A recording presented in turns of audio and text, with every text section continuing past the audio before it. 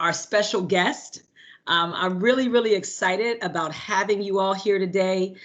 This is our last of our Hispanic Heritage Series month activities, but it's one of the ones that we have been so looking forward to. Again, as you know, that they come to you all from the Office of Equity, Diversity, and Opportunity, and that we seek to represent the 4 heritage months. Latinx, Hispanic Heritage Month is this one. We would have one for Indigenous, Native American Heritage Month, African American History Month, and Asian Pacific Islander Month. And so again, please be on the lookout for our other months. But today we have such a special guest, and I'm going to turn it over to Tiffany Lewis to give you all a little bit more information about what you all are here to hear about. Thank you, Dr. Mans. Thank you, everyone. I echo Dr. Mans' welcome. We are super excited about this evening, and hopefully this will be a very informative and insightful and engaging experience for you.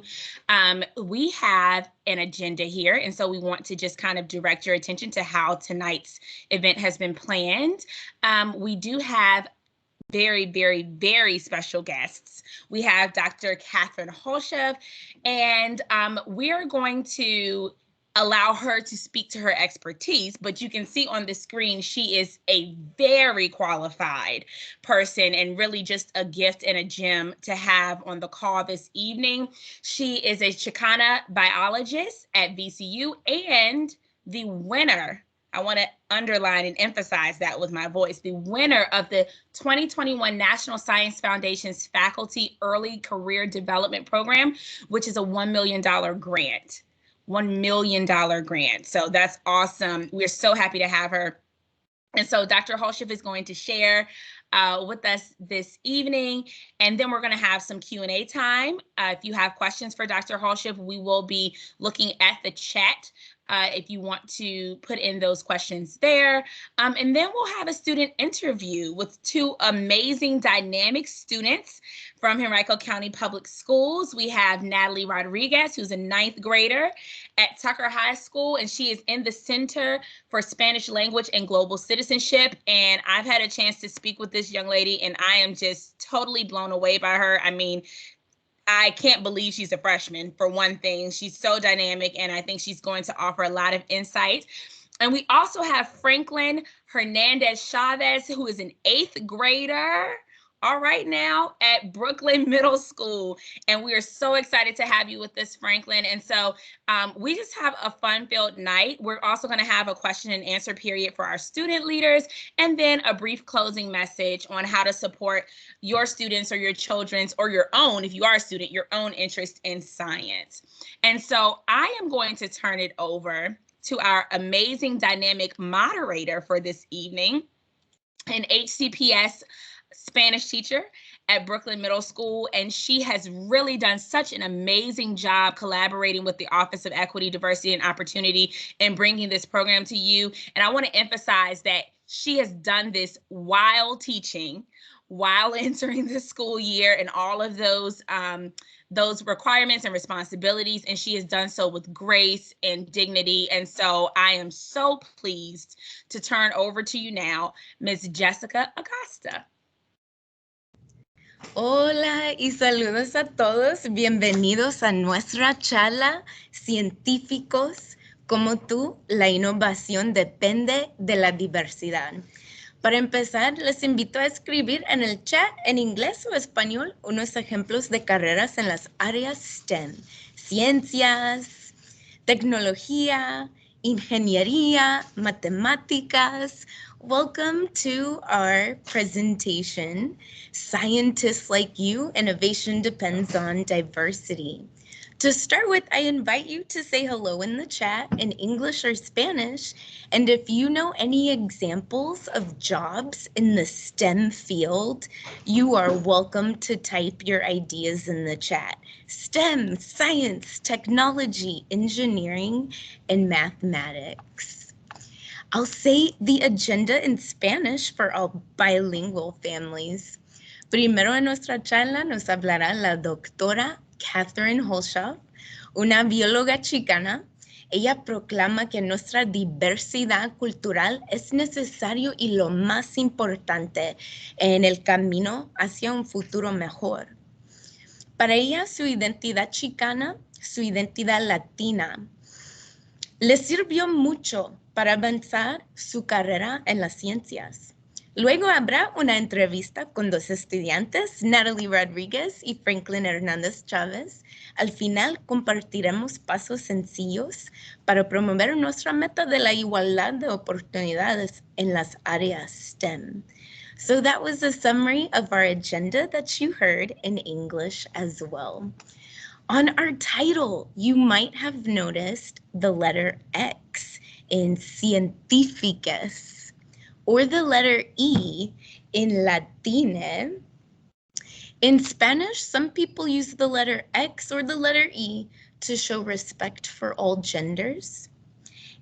Cuando se ve la letra X o la letra E, en latines o en científicas, sería para mostrar respeto a los transgéneros, pues acá en nuestra comunidad respetamos y valoramos a toda la gente diversa.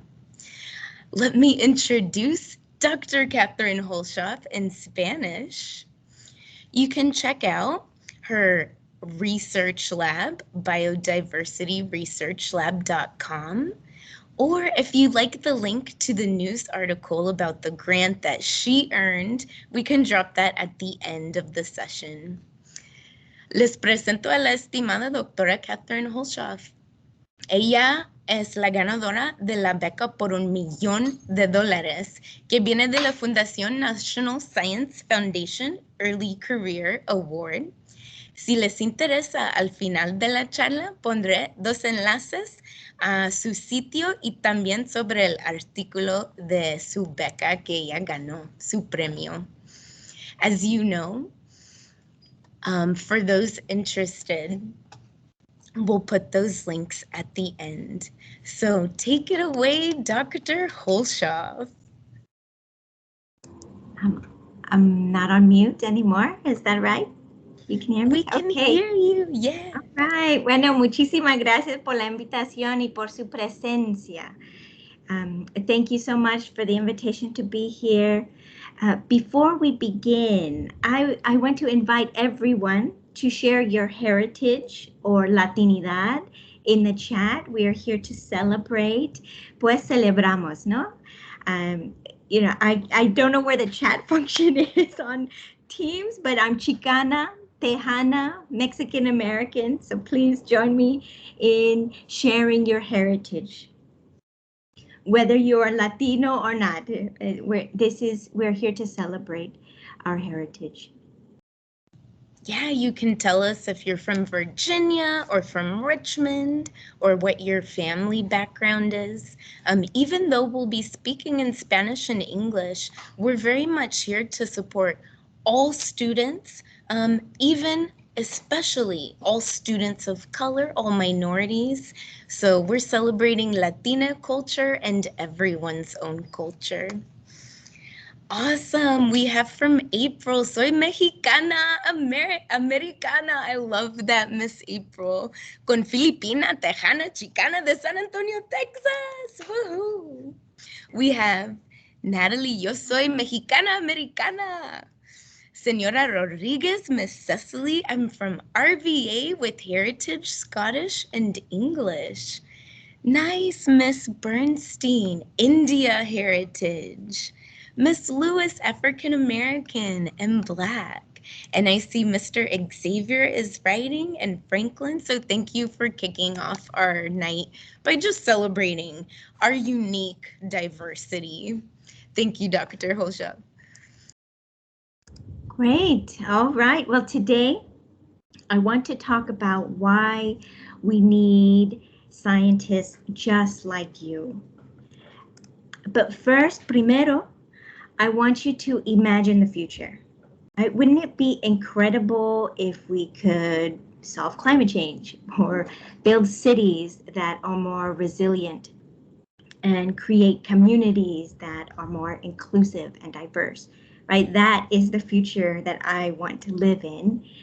But we know that is not the current reality, right? Well, what if I told you that your experiences and your unique perspectives are key to solving the biggest challenges facing science and society? And that science needs you, right? Science needs your diverse experiences and perspectives to solve big problems. And these are challenges that are local, that impact us here in Richmond. They're challenges that impact the Latino population and other people of color across the entire United States. And there's also challenges that affect the entire global population.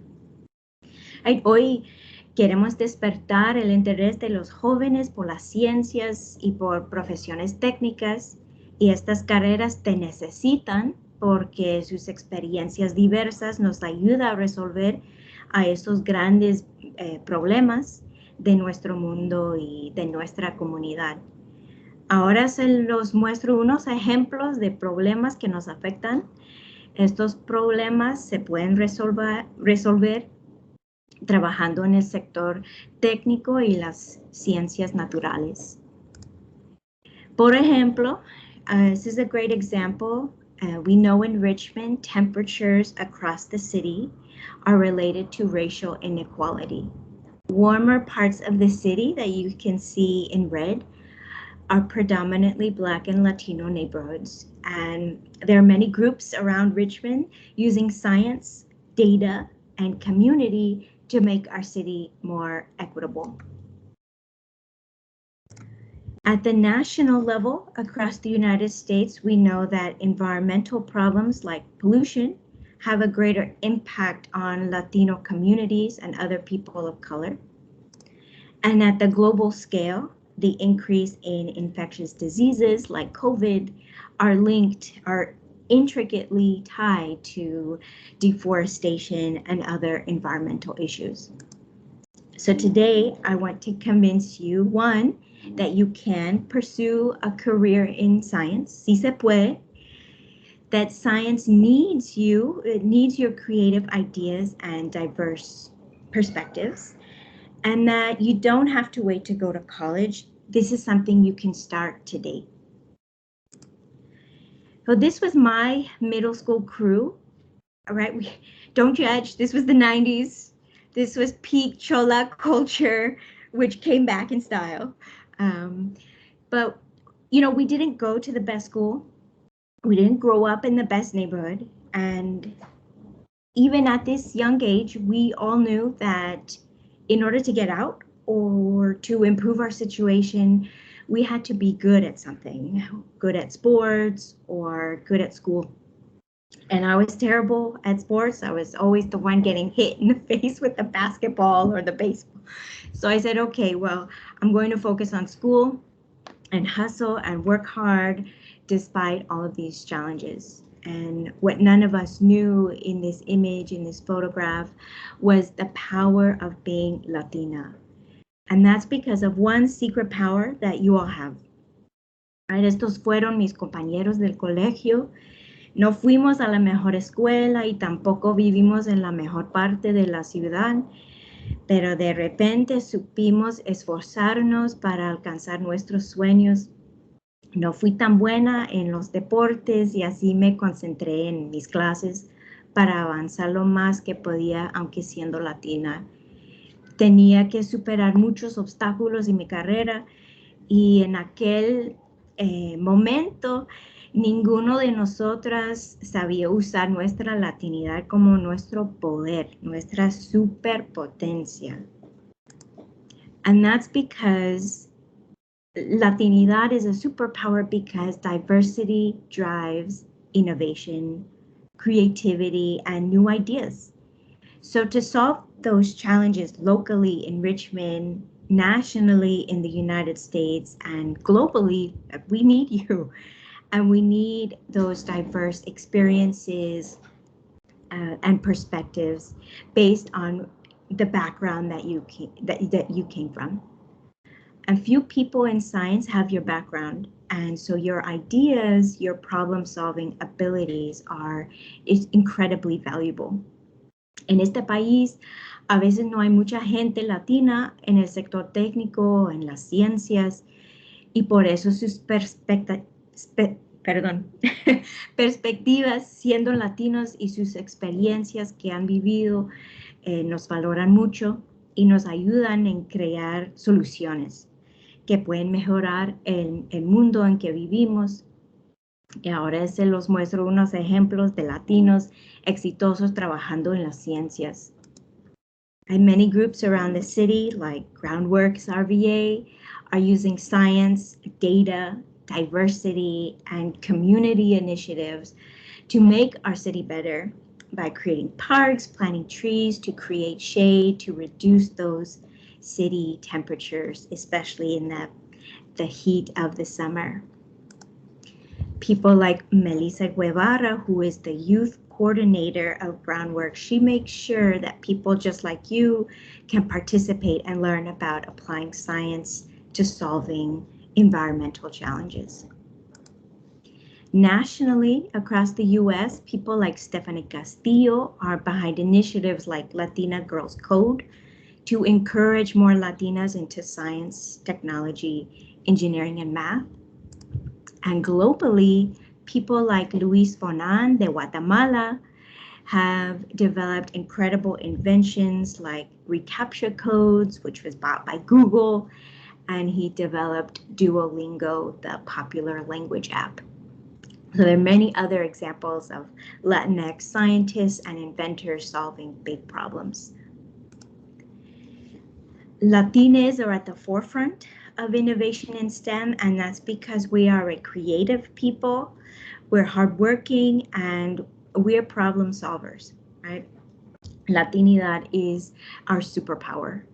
And this can be said about all minorities and people of color, people who struggle, and there has never been a better time to pursue a career in science than now. So right now, before we go on, I want to pause for a moment, and I want you to think about ways that your heritage and culture can be used as a superpower. So feel free to share your ideas in the chat and let us know if you have questions about the examples I shared on issues that impact us here in Richmond. So I can get it started.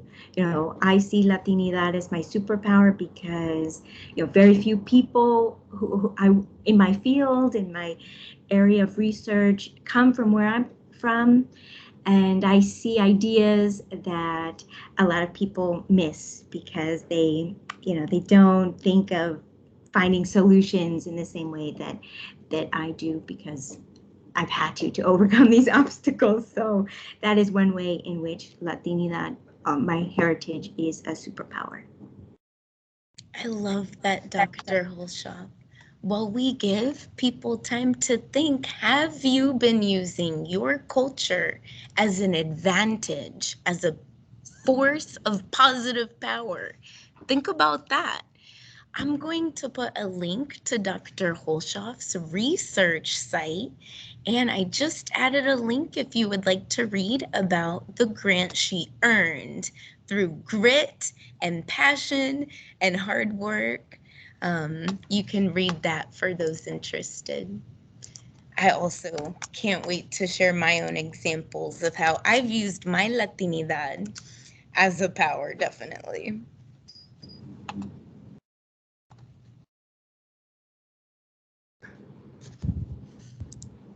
Okay, so the links, if you'd like more information about Dr. Hulshof's work in ecology, are in the chat.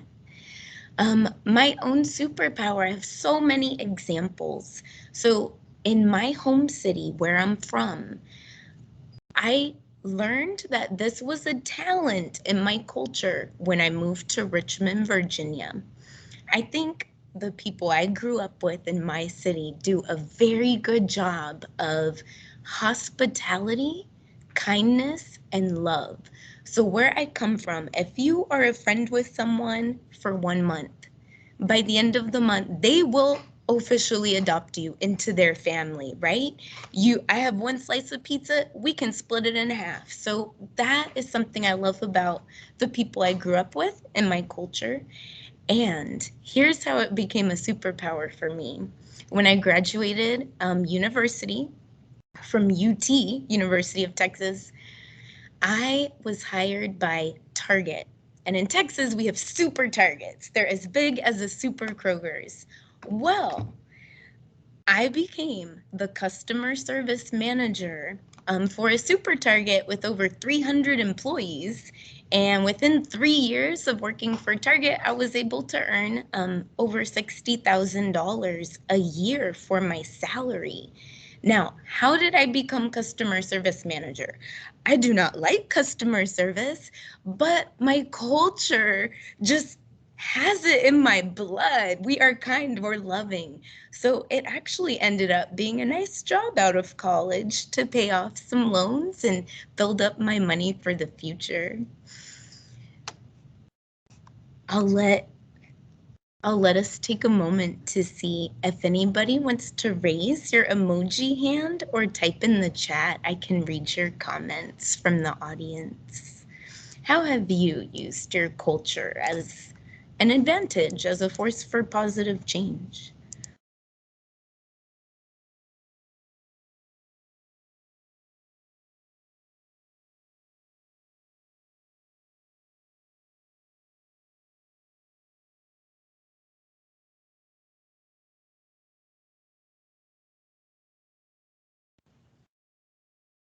Could I share? Can you hear me? So I know this question probably isn't tailored to me. I am a white American, obviously, but I try to always be mindful of that. Growing up, when I was younger, I went to a Catholic school, private school in Greensboro, North Carolina, which was a vast majority of which was just, white, rich kids and families. And then in middle school, I went to a public middle school, and it was definitely a bit of a culture shock. And then as I've gotten older, I've lived in Houston, Texas for a little while, and now being in Richmond, I've always just tried to strive to learn about other cultures other than my own, despite what I grew up surrounded mostly by. So I always just try to keep, my heritage in mind, because I am aware of my privilege and my advantages, the things that I've gotten in life. A lot of them have come easier than they would for other people. So I always just try to remember that and try to learn about other cultures. I think that's the best thing you can do, is just try to make yourself aware of other people and where they come from. And that kind of led to me being a history major and just trying to learn about why our country is the way it is and why it looks the way it looks today. Thank you for sharing your perspective. We love our sense of community in tonight's session, and we value how you're kind of promoting awareness, and we'd like to promote that to everyone in Richmond, right? And all over the world, awareness of our own culture and those around us. Thank you, Mr. Xavier. And I think we have a comment in the chat I can read. Thank you, Natalie. Natalie says, being biracial, I have been able to speak on issues in both my Latinx and American perspectives. I am proud of it and being able to open people's eyes on these kinds of things. So thank you, Natalie. I feel like you really voiced exactly what kind of Mr. Xavier was saying too. 100. Awesome. Well, take it away, Dr. Hulshof. I don't see any other emoji hands up, but if we missed anybody, just let us know. Great. All right. Well, keep that in mind, how your heritage is your superpower, particularly for pursuing careers in STEM. There has never been a better time to pursue a career in science, and that's because data has changed how we live, right? It's changed the way that we do science, and it's changed who can do science. Data is everywhere, and it's a window into basically how the world works. And because of that, it allows us to find creative solutions to big problems using what is called data science. So data science takes data to detect patterns in the world around us in a way that we've never been able to do before. You can pursue a career in data science by studying any science field, from biology, chemistry, ecology, technology, engineering, math. Data science usa los datos para detectar patrones en el mundo y en diferentes sectores. Y se puede tener una carrera en data science estudiando cualquier tema en las ciencias, por ejemplo, biología, química, física y programación. Por ejemplo, you can use data science. In my field, we use data science to understand deforestation in places like Brazil. So we can map tree loss and tree gain using publicly available satellite imageries from satellites that are orbiting around Earth. But you can also use data science for applications that are a bit more whimsical, like building artificial intelligence machine that will sort the marshmallows from your Lucky Charms based on just a visual image from your cell phone camera. So even though life is not all about money, right? Data science pays. Data science is one of the fastest growing careers, and that's projected to continue over the next few decades. And it's one of the careers with the highest paying salaries in the United States. Where if you compare it to physician and dentistry careers, those are very expensive advanced degrees.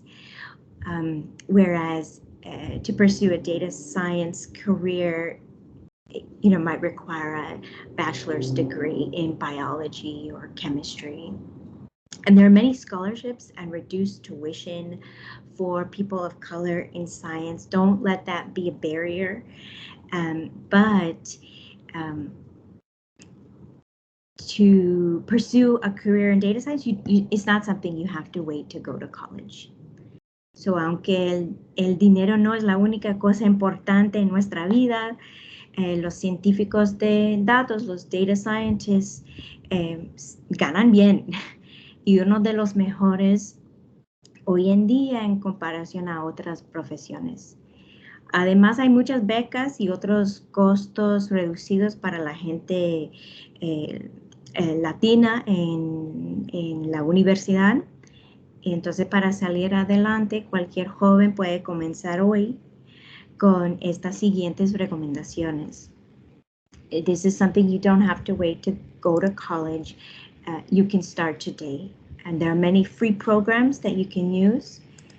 For example, if you love music, bachata, salsa, merengue, reggaeton, son, cumbia, hip hop, country music, whatever music you like, you can create your own music with programs free, completely free, like EarSketch. And you don't need to be a musician. You don't need to know anything about making music. But while you're creating music, you're learning code.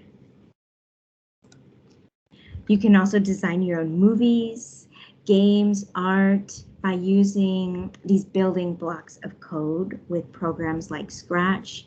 And you don't have to know anything about code to do this.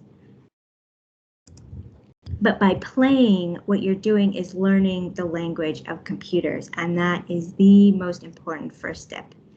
And research shows that exposure to multiple languages like both English and Spanish can make it easier to learn another language. So for those of you who are bilingual, really embrace those skills because they make it easier to learn computer language, to learn a third language. And that is another way that Latinidad can be a superpower. Right? Cuando uno ya es bilingüe, se hace más fácil aprender un tercer idioma, por ejemplo, el lenguaje de programación y de computadoras. Y cuando nos damos cuenta de las ventajas de ser bilingüe o las ventajas de ser latinos, nos sale aún más fácil lograr éxito en nuestros trabajos y avanzar el bienestar de nuestras familias y nuestra comunidad. Entonces, ¿dónde empezamos? Bueno, right, like where do you start? Well, here are a few resources that you can access for free or locally here in Richmond. Primero que todo, ask your parents to sign up for Code VA. They offer a number of events around Richmond for people like us who want to get into coding, and it's such a great opportunity. Ask your teachers if they can get Code VA to come to your school. There's lots of ways to interact with Code VA. If you can't go to an event in person because, you know, estamos ocupados, we have a busy schedule, todavía la pandemia, sign up for an online event, right? Like with Girls Who Code or Latinas Who Code. And if you can't do that, but you have a cell phone, then look up programs like Scratch, EarSketch, and just play around. Because by playing, what you're doing is learning another language that will prepare you for a STEM career.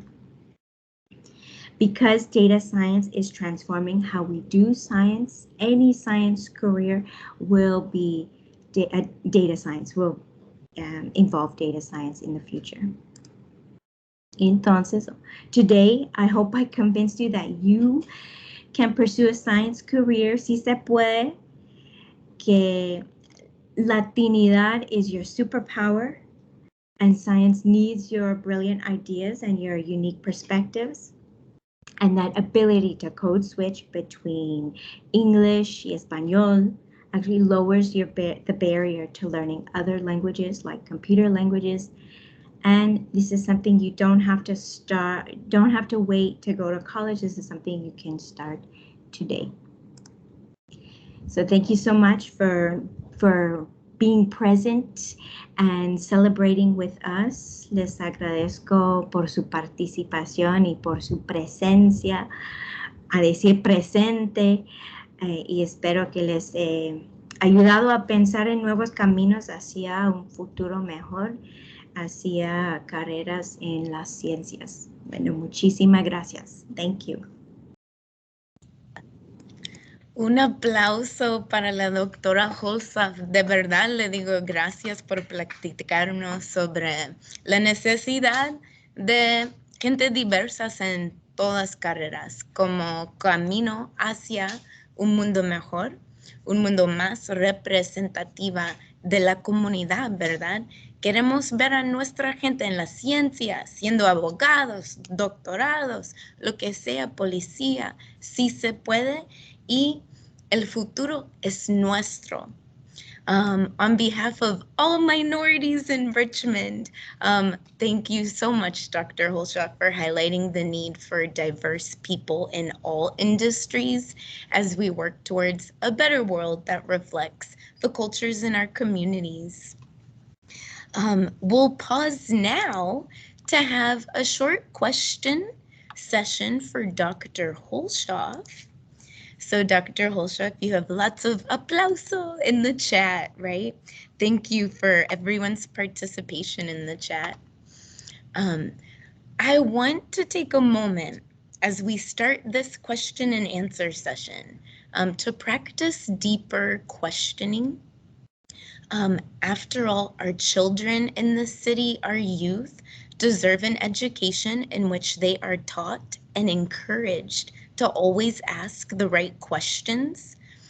When we listen to a speech, or even when we do an assignment in class, everything we perceive is filtered with our own unique lens, right? Like Natalie has shared with us her biracial lenses, like Mr. Xavier has shared with us. He's aware of his lenses. And I want you to keep that in mind, and I challenge you to let's participate in this session thinking of the power of community. Together, sharing our stories, we learn empathy, understanding, collaboration, teamwork, And this lens of assuming the best in each other, the lens of seeking to understand, is where true innovation and novel inventions are found, right? So don't be shy. Write your questions for Dr. Hulshof in the chat. And I'll go ahead and paste a link of some of those specific inspiring people in town, inspiring apps you can practice for free, learning to code, learning to design your own music. Let me get that list of resources in case you want to look it up or use it in school later.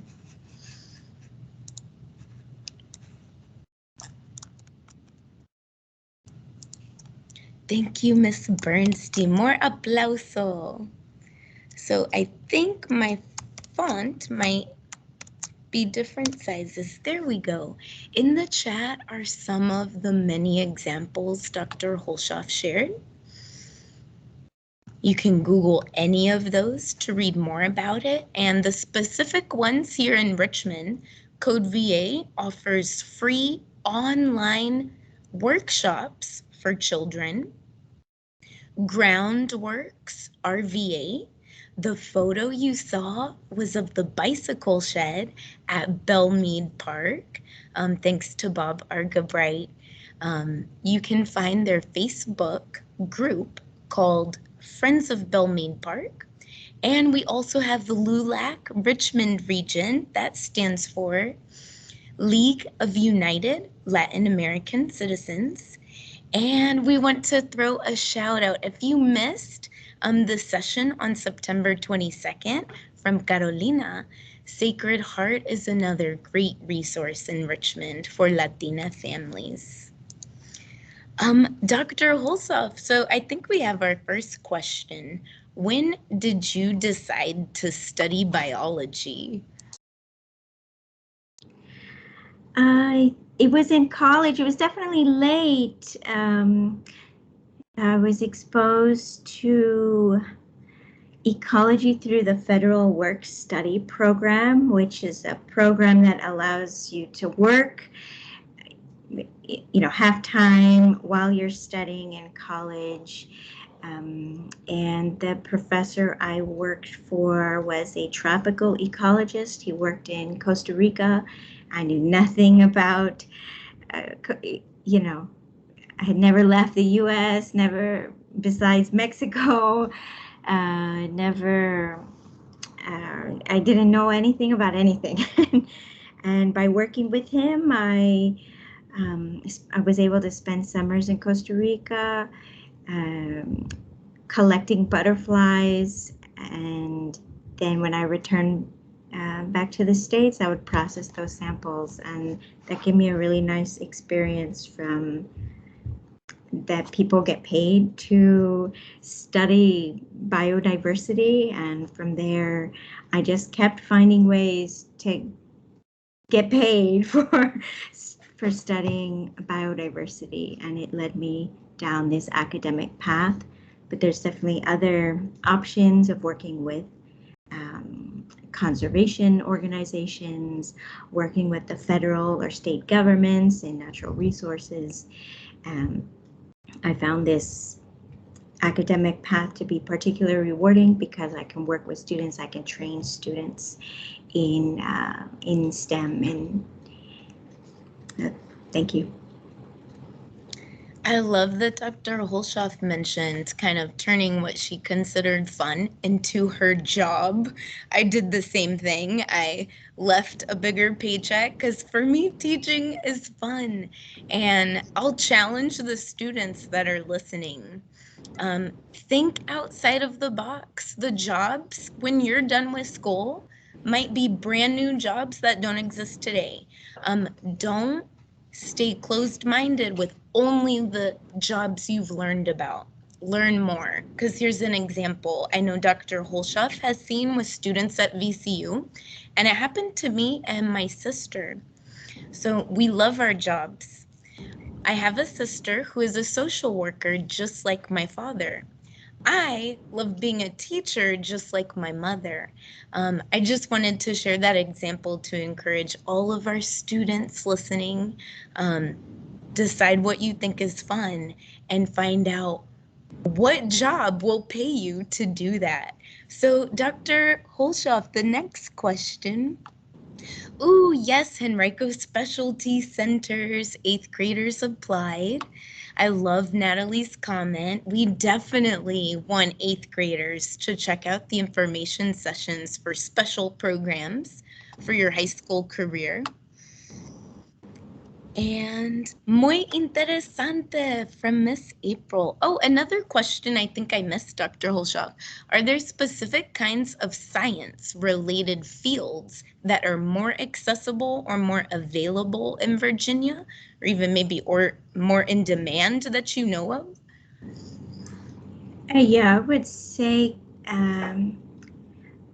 VCU has such a great biology program, and I say that as an employee of the biology department. But computer science is especially accessible because we are creating on-ramps for diverse students. But places like VCU are very conscious about creating support systems that students will need when they pursue those careers, right? Because a lot of times we're the first or the only or the few, and that is a major challenge. And so having those support systems are important in computer science, especially in Virginia. I think it's called the computer science corridor because of our connection with a lot of the tech and science industries and our proximity to DC. And there's so many tech companies throughout the kind of Virginia, DC area. So if I had to start over and do my career again, I would say get into computer science because that is the fastest growing, most high demand, and that demand is going to continue for decades to come. There's a lag of jobs available versus people available, and that will continue for the students who are in middle school now. That will still be the case when they're, the time when they graduate college. Thank you. So I'm just typing that in the chat. And definitely from the projections I've seen, computer science and, oh, I'm sorry, I typed that wrong. Data science, as Dr. Hulshof alluded to. We know every type of job will require a computer. But for the children who don't know what data science is where anything that someone works at, right? I used to work at Target. I'm a teacher now. All jobs have data, which is information. And they need experts like you to be able to look at that information and make better decisions moving forward. So just a quick example of data science for some of our middle school students that might be listening. As a customer service manager at Target, I had to write and calculate the percentages of all of my cashiers and employees. I also looked at the scores for customer surveys. So my data science working for Target was, okay, which cashiers are showing the best numbers? Let me use them to train other cashiers who might be showing slower times or lower survey scores. So data science is in demand. Every job needs it. You basically compare the information of that job and decide how to improve going forwards. Oh, the most interesting question of all before we start our student interview. Miss Lewis, you read my mind. Dr. Hulshof, what is a typical day for you? And can you please share? I know you have so many fun stories of your job. I know you've been to Costa Rica, Puerto Rico, República Dominicana, Malaysia. So some of the fun things and a typical day in your job. Tell us if your team discovered a new species of butterfly. I think I read that article about you. Yeah, I think one of the aspects that I love most about my job is that there's different kinds of typical days, right? There might be an office day where I'm working, where I'm analyzing data, or I'm writing up the results for publication. There might be a lab kind of day where I'm processing samples that I collected in the field. Right, so we might be processing butterflies that need to be identified to species, or we might be measuring their wing size.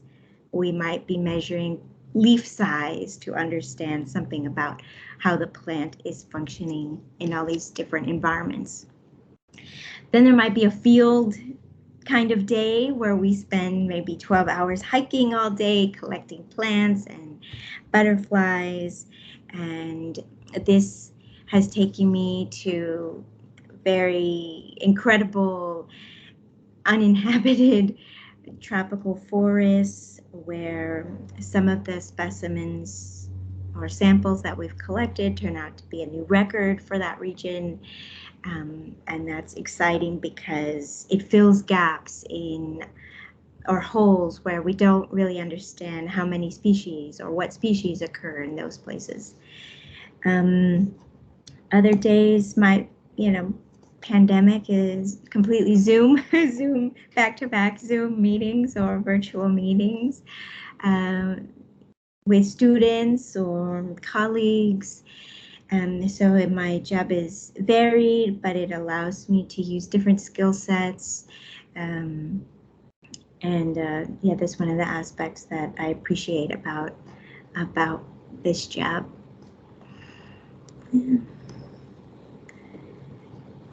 Thank you. And for those bilingual people, give us a shout out if you understood our slide, Nuestro Poder. Tell us if you know what it means in the chat.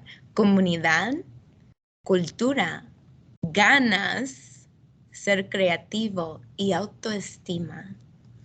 So for our bilingual families, this is kind of our mission to inspire you to succeed. Community, culture, ganas. I'll let our native English speakers Google ganas. At the bottom, we have be creative and self-esteem. In that lies our power. Muchísimas gracias, doctora Hulshof, por todo que nos compartimos. Okay, so now we'll transition to our entrevista con dos estudiantes que son súper buenos líderes. Y voy a presentarles ahora. I'll introduce you first to Natalie Rodriguez, 9th grader at Tucker High School, Center for Spanish Language and Global Citizenship. So middle school students, right now, when you're an 8th grader, this time of year is when there's information on the specialty programs you can apply to for high school. I know Natalie is thrilled to be in this program.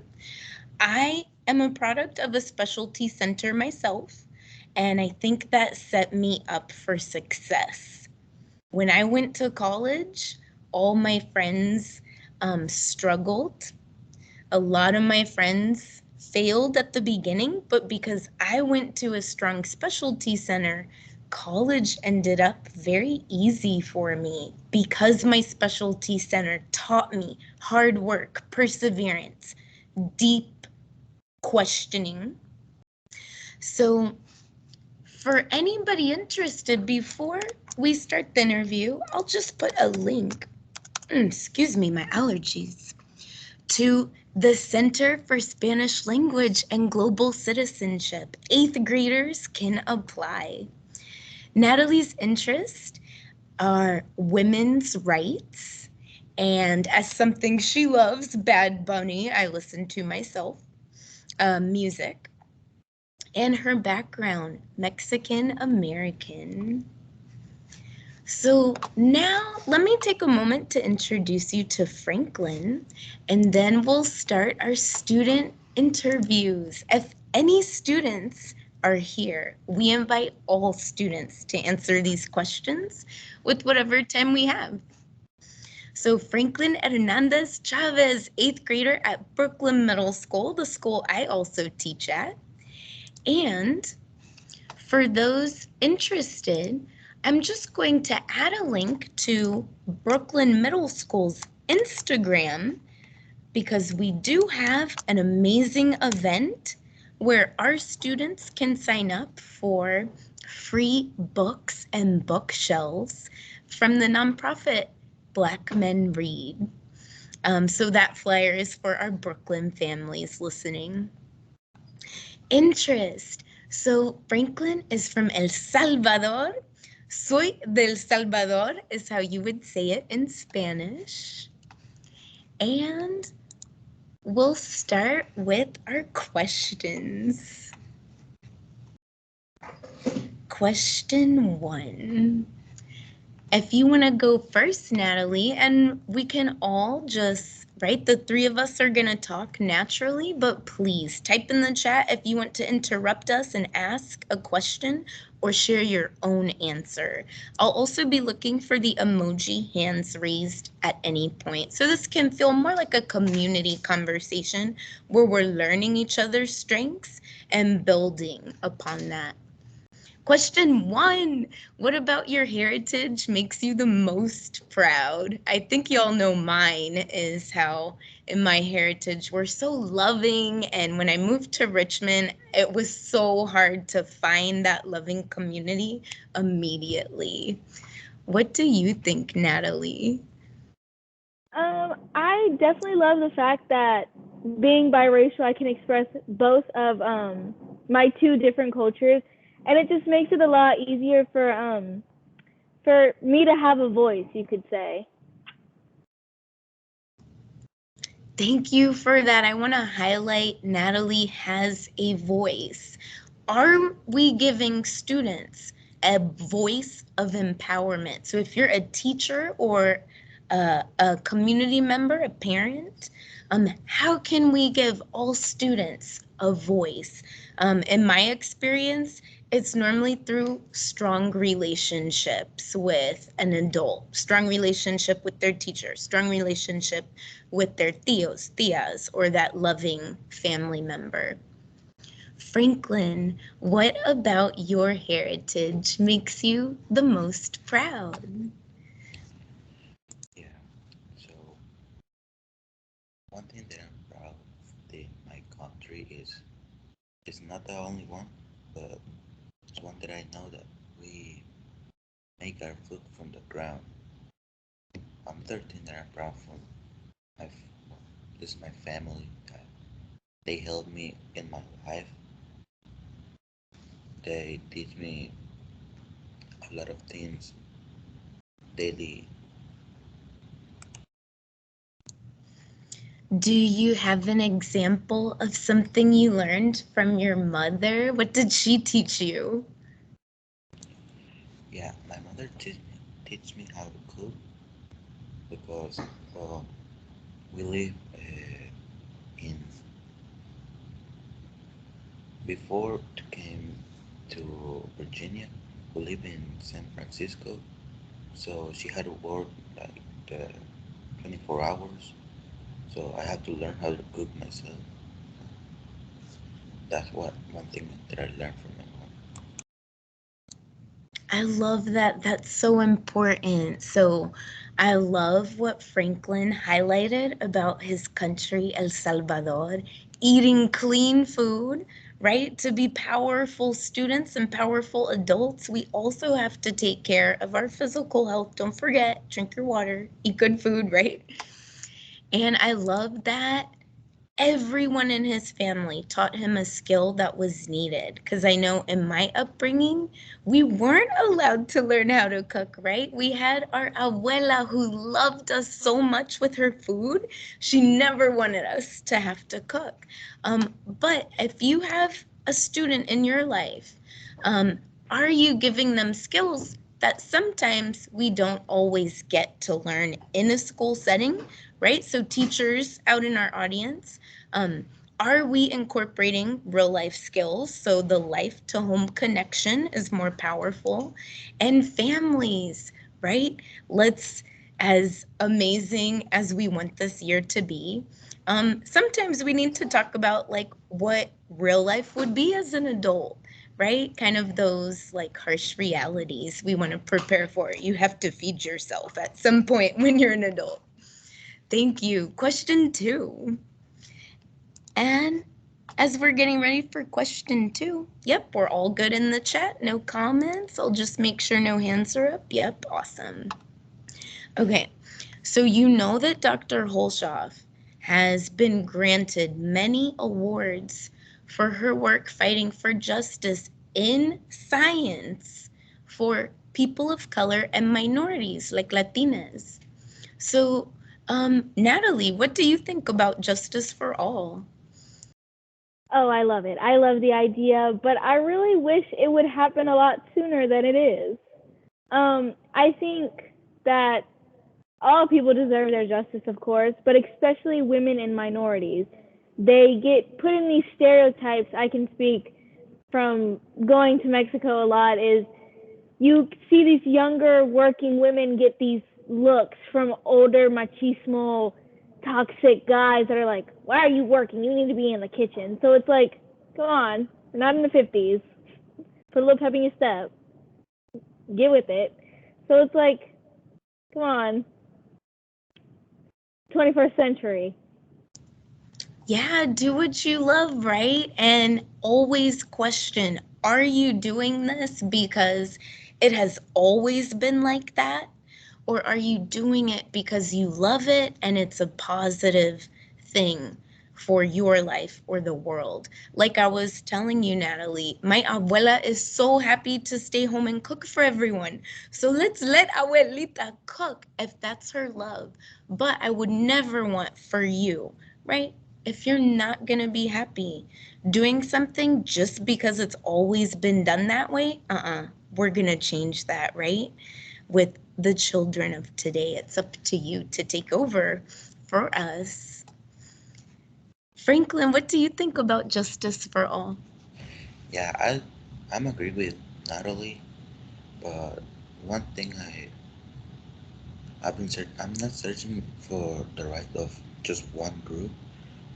I'm searching for like justice for everybody, not having a special group.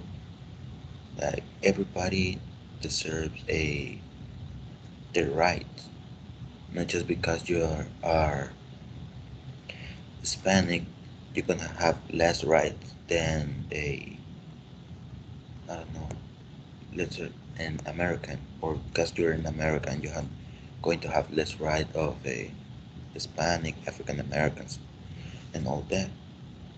So that's what I think. Everybody deserves the rights. Gracias, Natalie. Franklin, I think your answers just paired together so well. And Natalie and Franklin, we had lots of hearts blowing up the screen for you. Senora Jacobs, well said, Franklin. Thank you for the love in the chat. Question 3, what does environmental justice mean to you? You know Dr. Hulshof, her career is about environmental justice. So what does it mean to you? We have a 9th grader and an 8th grader. We want to hear what's on the students' minds when we say this word.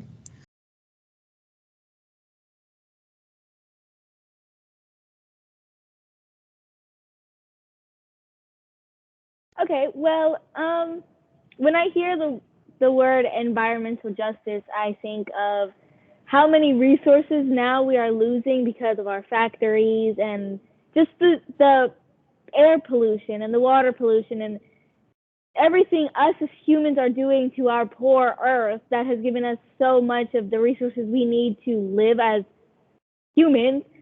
So when I hear this, I feel not pain, but I feel very guilty as me being part of the the problems we are having with our resources and the resources we are running out of because of us taking it for granted for so long. I feel like it finally started to hit us once we came into this pandemic, and we started losing a lot of these resources because of jobs and people losing their jobs. So it's like, what do we do? What do we do now? Yes, I love how you connected that environmental justice includes things like the pandemic, which I know we were all, I'm sure at one point negatively impacted by. So yes, I feel you too. I had those same feelings of, okay, we can recycle, right? But I'm just one person. So I love that, for example, Dr. Hulshof and other biologist work are kind of making a bigger impact through their career. I feel like as a teacher, I do my best to make an impact on environmental justice just by trying to promote earth-friendly consciousness to my students. Franklin, what do you think about environmental justice or how it affected you? Well, what I think is one thing that we need a lot. That that is like fresh air. Cause I remember when I was like 4 years old, I in my country when I get out of that door and I smell that fresh air, it's like and bring me a lot of memories. But now when I get out of that door and smell the air, I smell like sadness. I feel guilty because um, I feel like what I'm doing is not enough for saving, you know, the forest, the animals, all in general. So that's what I think. I know that feeling of, I know for me in Virginia, when I drive to the Shenandoah Mountains, Appalachia down south, if I said that right, or the Blue Ridge skyline, just when you can smell those leaves, you can almost feel it's invigorating. I agree with you, Franklin. Versus of, even bigger cities than us facing pollution. And even the pollution that we've had from the fires in California. If anybody noticed, the hazy days in the summer, some of that was from massive fires all over. Thank you. Just gonna check the chat and see if any of our community wanted to jump in and share anything. Feel free to give us any of your thoughts too, but if not, let's look at question 4. What happens when you show up in a space and no one else is like you? I know Dr. Hulshof has lived through this a lot in the science field, wanting to see more Latinos and females succeed in high-paying jobs like hers. And me too, I've hinted at when I moved to Virginia. I never knew what was difficult till years later, but I realized it's that I'm not around people who have the exact same manners as me. I tell my friends, for example, where I come from, you have to kiss on the cheek and you have to text when you get home. Well, when I moved here, nobody did that, so I was very confused at first.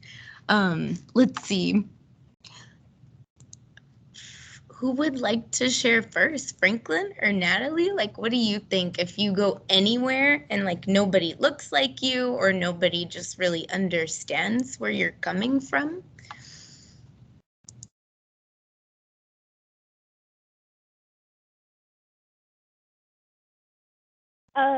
Okay. Well, another thing about being biracial is I've gotten this a lot in middle school and high school is, well, you're not Mexican enough or you're not American enough because I'm only 50% of each.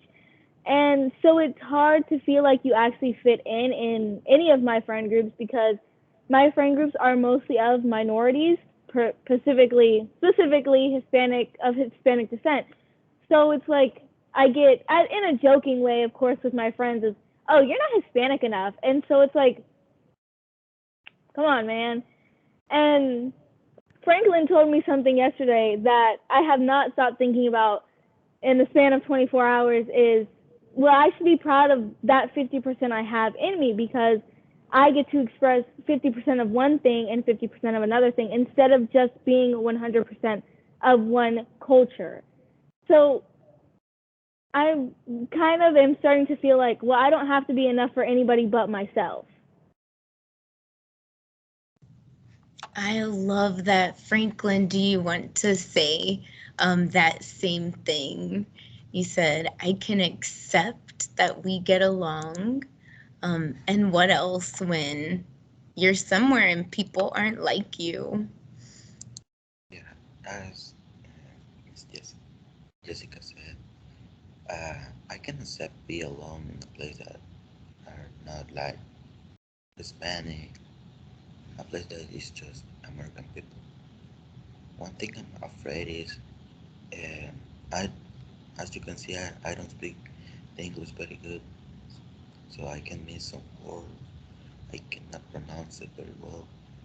So I'm afraid that I'm gonna say something wrong and they're gonna laugh. That's my biggest fear. Say something wrong and everybody in the class gonna laugh or around. I love that both Natalie and Franklin said a similar message. We can joke amongst our friends, but words matter, right? I had the exact same childhood as Natalie. If anybody has seen the original Selena movie, we're talking about Selena from Corpus Christi, Texas, who, bless her heart, is no longer living. If you don't know who she is, another role model in my community, in that movie, her father said something, right, Natalie, that has stayed with me my whole life, kind of like what you said when Franklin said it last night.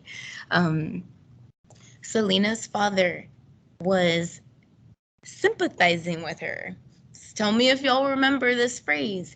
It's like, we're not white enough to be Americans. It's like we're not Mexican enough to be Mexican.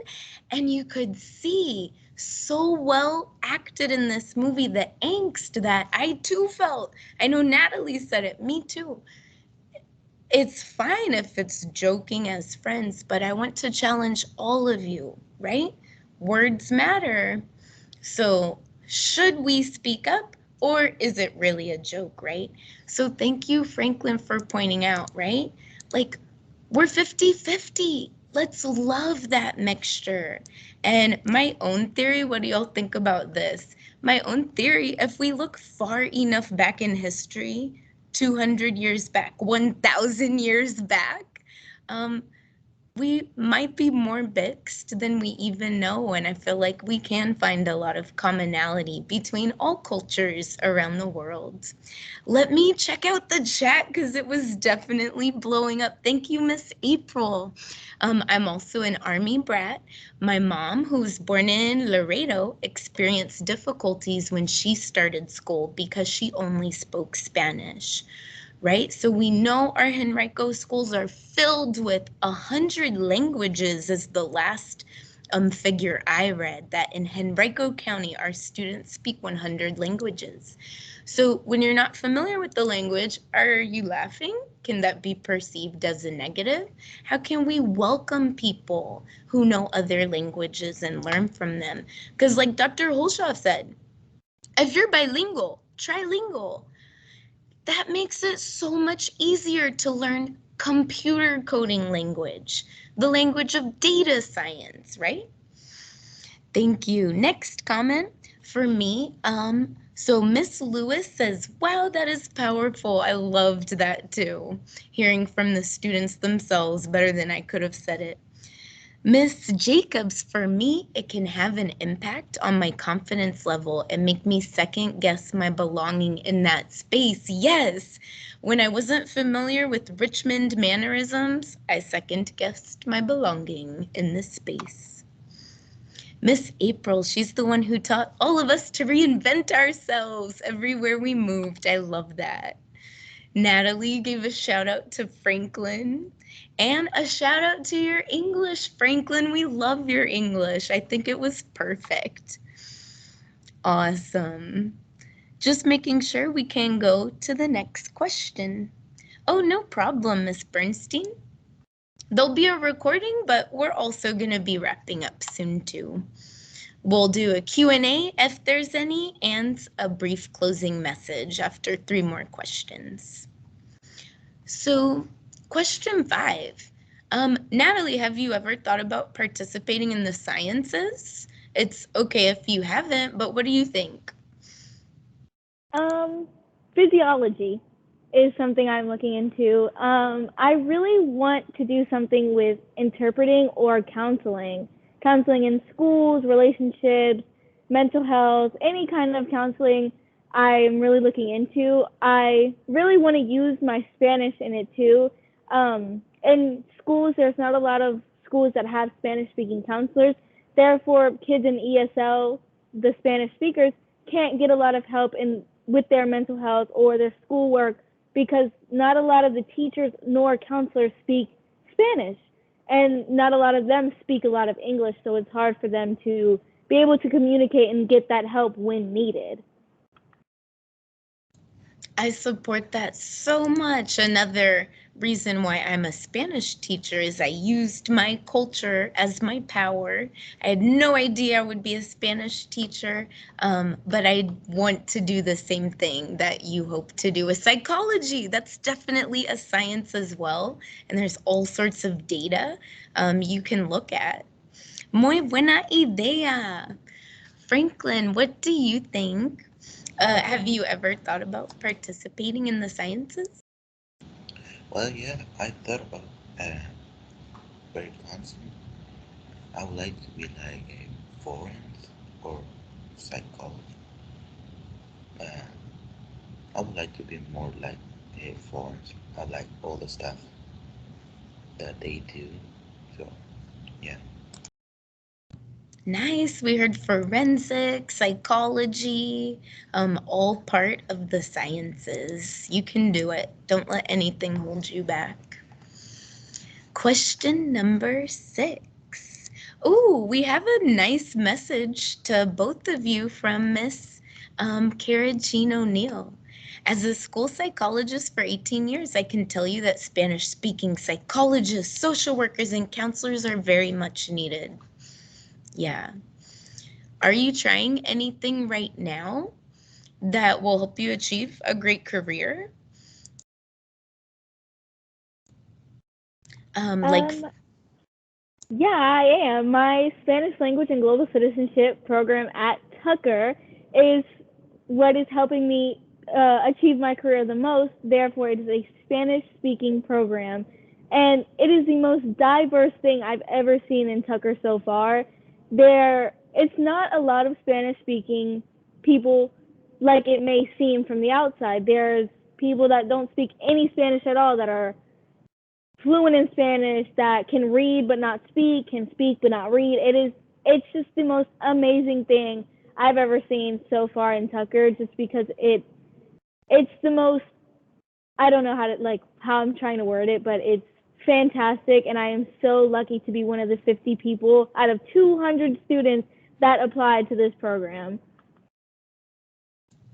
Thank you for setting such a great example, Natalie. Just that all students, no matter if you get A's in school, no matter if you get C's or D's, now is your time. You can achieve anything possible. Franklin, what do you do with your grades right now that will help you when you're an adult? What's your goal for that?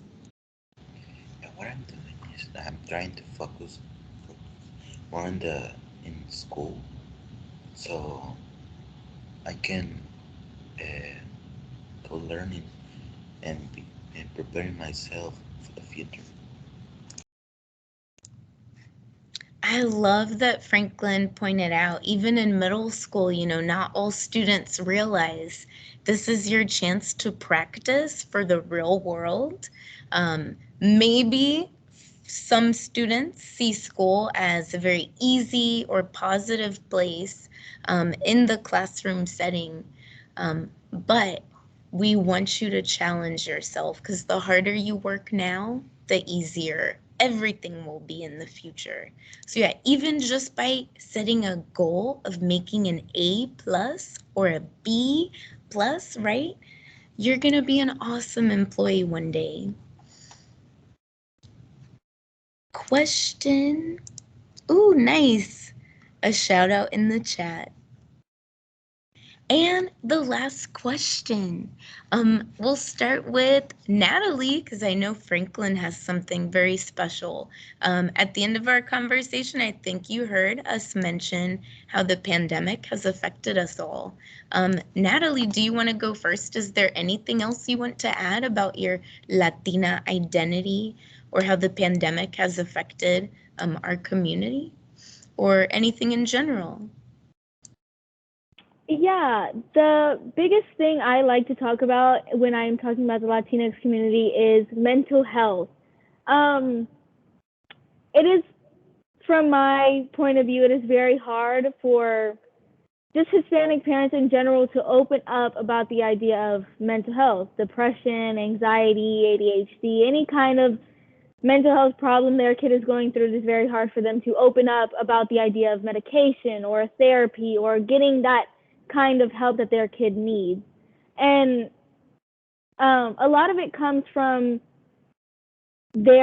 how they grew up. A lot of older Hispanics, they tend to swerve away from the idea of needing help. They really, and I can say this for myself, I am somebody who is not as willing to open up about her feelings and do not like the idea of talking to people about the way I'm feeling, but it can be the biggest thing for you and your mental health, especially growing into high school, because there are a lot of things that can affect your mental health with home and school and just everything. I can tell you from experience. And another thing, machismo energy, or toxic masculinity, you could say, is so important right now because of how everything, it's mostly the way that girls now are growing up and expressing themselves with clothing and with emotions and just everything in general, with mostly girls in the Latinx community. Their fathers, their grandfathers, their tios, or whoever in their family is like, well, you shouldn't do that, or you shouldn't dress that way, or you need to be in the kitchen cooking and cleaning because you're a woman. And it still is like that today, believe it or not. Even with some of my friends, I talked about it in my application for the Glen Allen specialty program. I have seen my friends go through a lot of stuff with their mental health, and their parents brush it off because they're not open to the idea of getting them that help, or my friends expressing themselves in their clothing and their dads being like, you can't wear that because it's too distracting to men. So it's like Hispanic parents really need to open their eyes in how their kids express themselves, and especially in their mental health, because it can lead to worse things, self-harm, suicide. It is really hard to see your friends go through that and their parents be like, oh, you're fine, or it's just in your head. Well, of course it's in my head because it's my mental health. So it's like, it's really hard to see that parents will be like, oh, well, if it's because you're on that phone all day. But what I have seen and what I have experienced is, from the pandemic, all you can do is be on your phone. It's the only way you can interact with your friends safely now. Because, well, I am still very scared, fully vaxxed and everything, of getting the virus. I am terrified. So the way that I am interacting with my friends is through the internet. And a lot of parents will be like, well, it's because you're on your phone all day. Well, what do you expect me to do? I'm either on my phone or I'm in my room by myself. And that can also lead to very bad things in your mental health because you're in your head all day. So I guess what I'm getting at is Hispanic and Latinx parents really need to open their minds about mental health and the way their children express themselves these days. Thank you, Natalie. I had so many comments as you were speaking from the heart. Thank you for pointing out again, we need to question why always. So Natalie's reminding us, are we dressing this way because people like us have always dressed this way? Are we wanting this job because our family has told us to get this job? So question the why. The second point I know Natalie made about breaking down the taboos, right? Mental health goes hand in hand with being very powerful at your job, right? Succeeding as a student. You also need to take care of that mental health part. So thank you for kind of bringing us to that wonderful kind of summary message. And I'll share with myself, right? I don't know if it's only minorities, but I have definitely seen in my culture an avoidance to talk about depression, anxiety, and even more severe mental health conditions. So I'm happy to point out, right? Because I want to break down this taboo. I did experience depression during the pandemic, and I sought help and I found strategies and I worked hard for 6 months, but I can proudly say that I overcame that pandemic depression thanks to awesome people like you all here in this session. Franklin, is there anything else you want to add before our final messages that I prepared? Yeah, so I'm gonna I'm gonna talk to those people who have depression. What I want to say is, you know who you are, you know what are your problems, and you know you have depression because you know it. If you don't know it, well, you have you have to be what symptoms you have because this pandemic has come with a lot of mental problems, health problems, and I know it may be you're stressed, your family has been telling you that everything's gonna be alright. Yeah, don't worry, it's okay. I know as a person that um, have that have depression, luckily I don't have it right now. I'm more like a happy person right now. So, but I know that feeling. That's what I tell you. I'm not gonna tell you that everything's gonna be alright. What I wanna tell you is be strong. Stay strong. Don't let don't let those people that are putting your feelings down, your happiness down. Don't let that people keep doing that. And yeah, maybe this what I'm telling you, it's making you angry because you've probably been saying, why is he talking about that? He doesn't know what are my problems.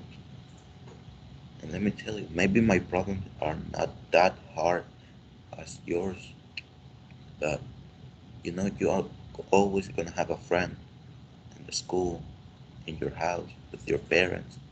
And if your parents don't want to talk with you with that, and they think it's just, you know, something that doesn't matter, you have a friend in the school, you have a teacher, you have your counselor. And even if you want, you have me. I'm in the school, and you can search for me if you want. We can talk, we can be friends. So stay strong.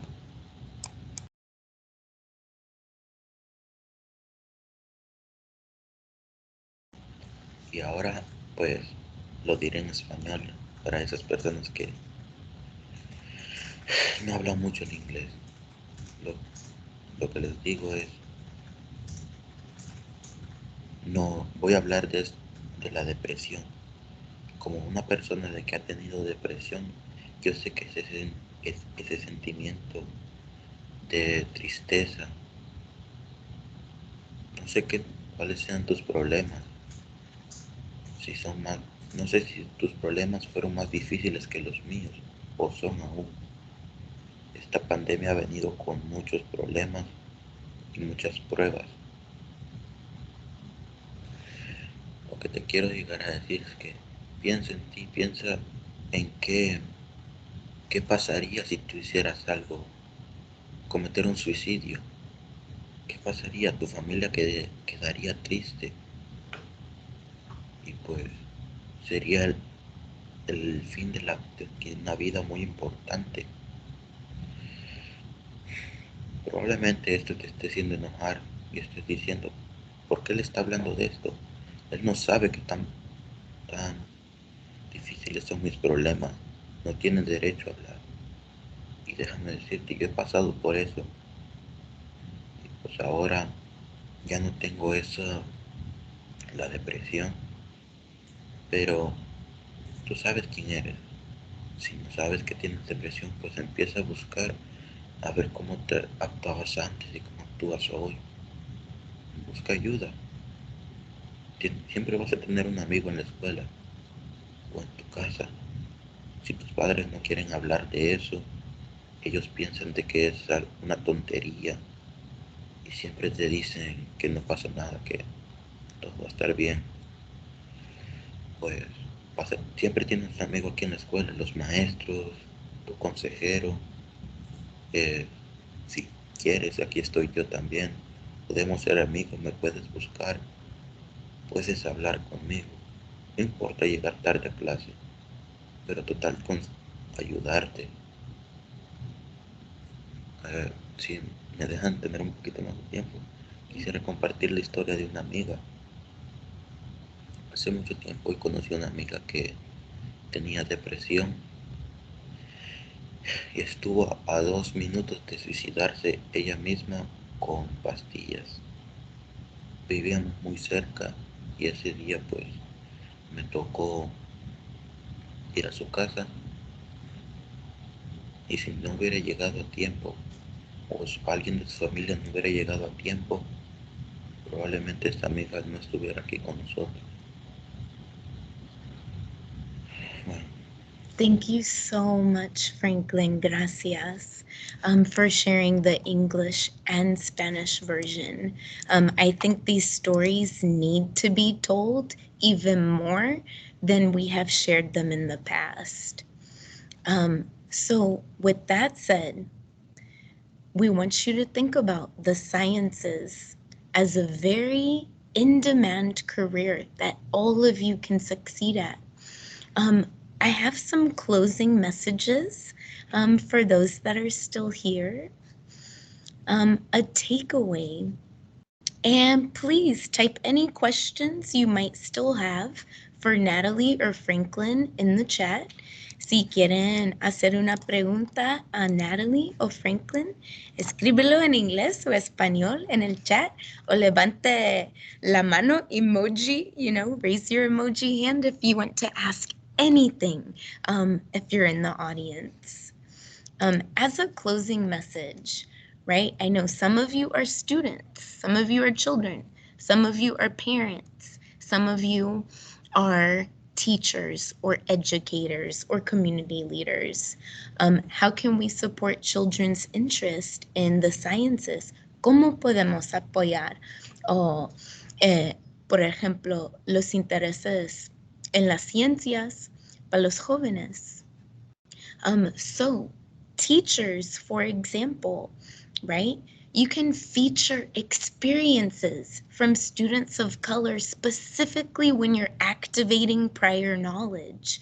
I know, thanks to the information I've learned from the many workshops EDO does, I know that in our community, a lot of minorities are voicing that they long for a place of belonging.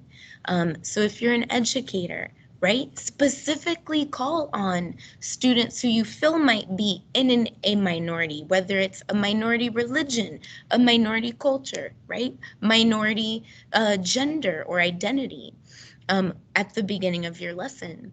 to empower them as members of your class. Get out into your students' community, maybe once or twice a year when you can, so that you're more connected with their reality, of course. And I do this myself. It helped me so much. Thank you to my ILC at Brookland Middle School, Miss Hassan. One of my personal tricks, I really measure time spent in class where I am doing the work, as in teaching my students, versus, the active engaged learning. I know y'all know this. Families, you can reward good questioning. Here is something simple that I know my students love. I want to come back from the pandemic highlighting creativity and questioning. Our students can become scientists, engineers, inventors if we teach them every day to question the why. So all I found was some pebbles out of a fishbowl or decoration, and I put them in a Ziploc bag. All I did was write good questions, and in every class I have students almost jumping up and down to ask a good why question and add a pebble to their bag.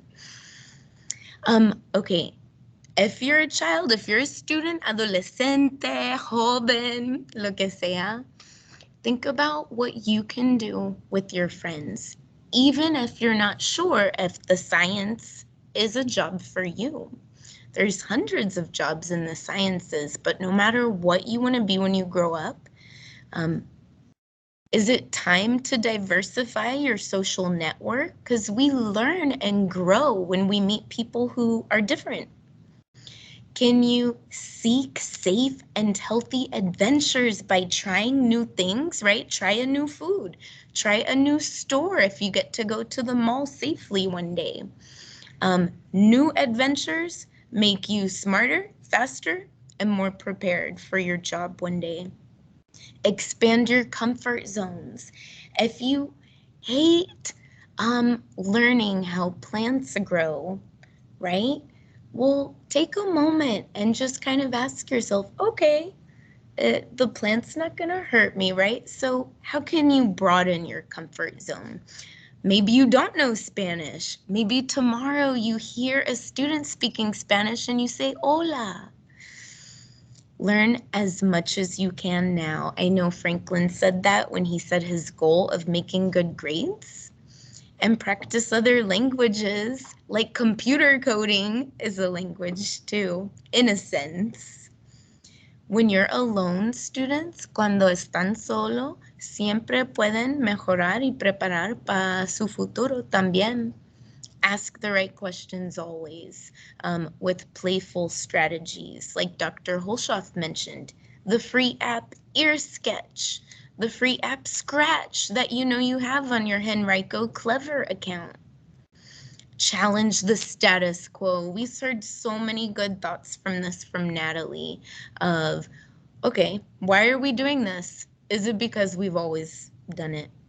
And I love encouraging you to play the devil's advocate game with your friends or when you're alone and confront mental health. Awesome. Miss Bernstein has a Spanish class also. So with that, muchísimas gracias por estar acá.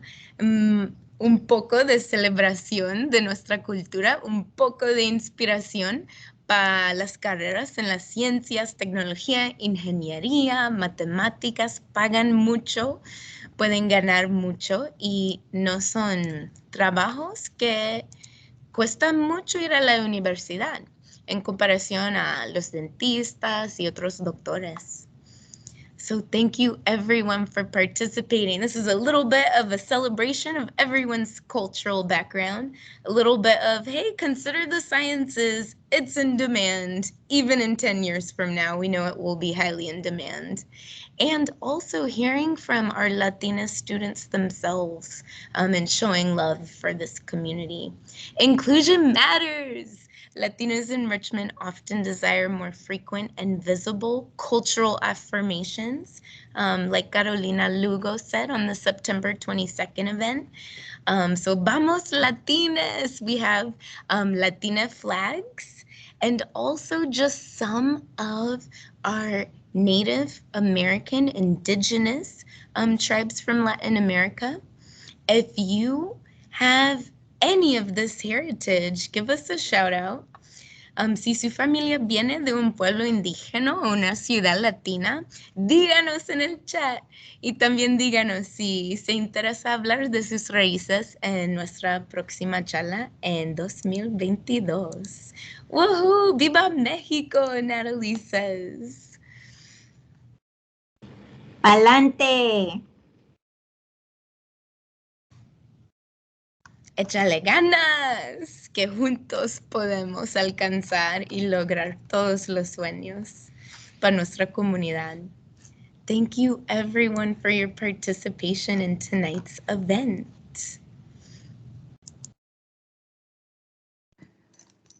Thank you everyone for being here. This was so amazing. I think all of us have walked away thinking differently. And I just really want to shout out the students. Your vulnerability in this space was awe-inspiring. So I just really, really want to make sure that you know, it's easy to be an adult in the room and have this conversation, but it's much more difficult to be a student and to allow yourself to be vulnerable and express yourself. So I just really want to make sure I take a moment and say thank you, thank you, thank you for that. Buenas noches, que les vayan bien, abrazotes para toda mi gente. And Dr. Hulshof, you're gonna contact me because we are not going to lose this relationship, right? All right, we're gonna spend some more time. And Jessica, you're already with us. You're already part of our team, so I don't even worry about that. But I'm gonna be seeing you soon. And we're going to be, again, working with you some more. So thanks, everyone, for being here. I so appreciate it. This was an amazing event. I don't have words. Thank you. Y mucho éxito a los estudiantes, a Franklin, a Natalie, y mucha suerte en su carrera. I hope to see you at VCU in a few years. Cuídate. Bye. Buenas noches, Chao. gracias Buenas noches. mucho. Bye.